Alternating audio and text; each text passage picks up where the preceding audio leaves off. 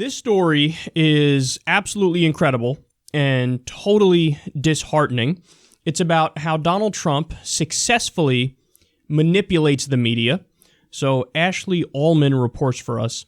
She explains, during brief remarks outside his Mar-a-Lago estate in Florida, Trump said 5,000 jobs at Sprint Wireless would be returning to the U.S. from abroad, and 3,000 would be created at OneWeb because of what's happening and the spirit and the hope. That's a quote. He said, because of what's happening and the spirit and the hope. I was just called by the head people at Sprint, and they're totally going to be bringing 5,000 jobs back to the United States. They're taking them from other countries. They're bringing them back to the United States. And also, OneWeb, a new company, is going to be hiring 3,000 people. So when Trump said that, various media outlets quickly ran with that story. They ran with news that Trump was bringing jobs back to America. And in some cases, they even connected that story to the Carrier story, where he intervened and he was able to save some jobs. Now, in that story, he lied. He said, we saved 1,100 jobs. Then it became 1,000. Then it became 800. It turns out at the end of the day, it's about 700 jobs. So he lied about that, and the way he got them to keep the jobs here was basically by promising them a giant corporate welfare check and deregulation across the board. So it was not good the way it unfolded, but he bragged about it, which obviously, affects the public mood about the president-elect, and they go, oh, I guess it's a good thing, right? Because not everybody goes into the minutia and the details of the deal. So now he goes up there and brags about these jobs coming here. But you ready for this? Quote, in fact, those Sprint and OneWeb jobs Trump says he created were part of a $50 billion investment plan Japan's SoftBank Group Corp developed in October ahead of his election. They did the deal in October, and Trump is taking credit for it right now. Okay, media. You got to fact check. You should have seen the number of headlines. Trump keeps thousands of jobs in the U.S. or convinces corporations to bring thousands of jobs to the U.S. He brags about his accomplishment, things like that.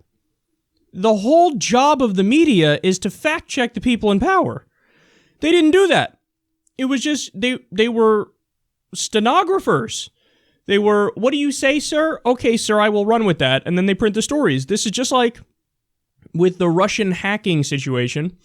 Anonymous CIA officials say Russia hacked the election, and all they mean is maybe got the DNC emails and gave them to WikiLeaks. But anonymous CIA officials say, and everybody ran with the story like it's a fact. Case closed. They presented no evidence, but case closed. Somebody said it. No, but your job is not to just, what do the people in power decree? All right, now I will run with that. We oftentimes make fun of state media because state media parrots the line of the government. But as Noam Chomsky laid out fairly convincingly in Manufacturing Consent, it might be the case that with corporate media, you actually get a picture of the world that more aligns with the government in said country than when there's state media and they're parroting the line of the state. And you're seeing it right now. Donald Trump, yeah, I created a couple thousand jobs. I brought jobs back to America. Is anybody fact-checking this? Oh, President-elect Trump brought jobs back to America. Here, let's write those articles. Do your goddamn job and fact-check, man. I mean, how stupid.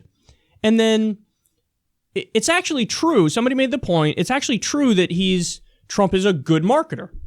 And he argued that in response to this story. I think this was an MSNBC correspondent. And it's like, yeah, dude, that's true, but maybe he wouldn't be such a good marketer if you caught him in his brazen lies. And that's what he did here. Like, they're acting on the assumption that Donald Trump and other people in government and other people in power, like, well, they have good faith. Well, why would you assume they have good faith? Again, that's not your job. Your job is to be rigid and strict and ruthless in your fact-checking of these people. You had one job, and that's it. And they don't. They abandon that, and they go, I don't know. I assume, why would I think that they're not going to tell me the truth? Whatever they say, you just run with it. The he said, she said is like as deep as they dig. And that's why, for example, on CNN, oftentimes you get stories where they say, the Democratic Party argues X, the Republican Party argues Y. All right, moving on to the next segment. Back to you, Wolf. And everybody walks away going, wait, what?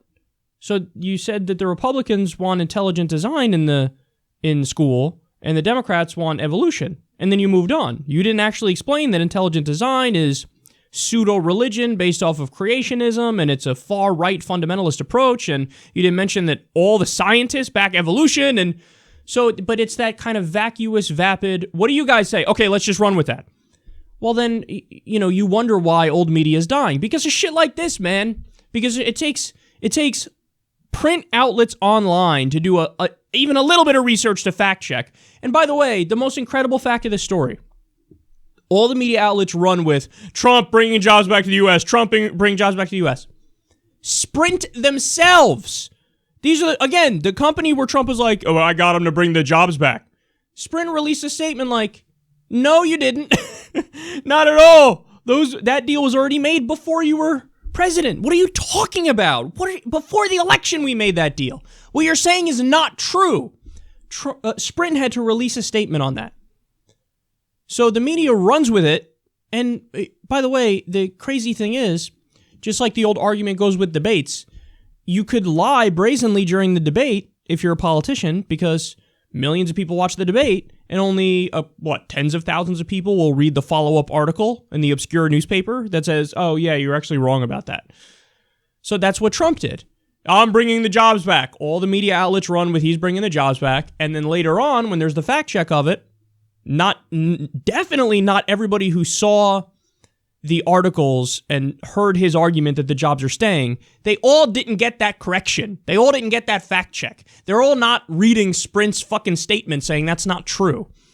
So it's misinformation that's going to lead to people saying, oh, well, maybe Trump's not doing that bad of a job on this front. But that's misinformation. It's not true. It's like, you know, when Bush flew the fucking mission accomplished banner. And everybody runs, mission accomplished, oh my God, mission accomplished. Fast forward to today, we're still in Iraq.